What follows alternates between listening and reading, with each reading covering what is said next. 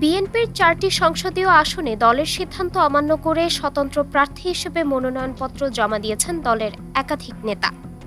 সিলেট 5, ব্রাহ্মণবাড়িয়া 2, পটুয়াখালী 3 এবং ঢাকা 12 আসনগুলোতে এই বিদ্রোহী প্রার্থীদের জমা দেওয়া মনোনয়ন বৈধ ঘোষণা করেছে নির্বাচন কমিশন।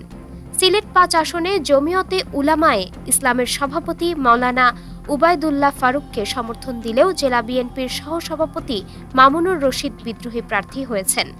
ব্রাহ্মণবাড়িয়া 2 আসনে জমিয়তে উলামায়ে ইসলামের সহসভাপতি মাওলানা জুনায়েদ আল হাবিবকে ছাড় দিয়েছে বিএনপি, কিন্তু কেন্দ্রীয় কমিটির সহ আন্তর্জাতিক বিষয়ক সম্পাদক ব্যারিস্টার রুমিন ফারহানা ও দলের আরেক নেতা স্বতন্ত্র প্রার্থী হিসেবে মনোনয়নপত্র জমা দিয়েছেন।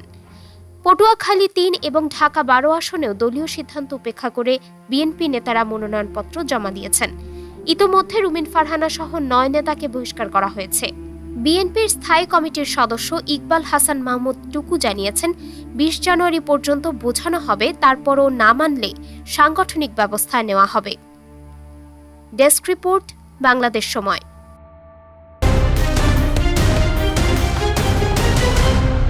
বাংলাদেশ সময়, সবার আগে দেশ।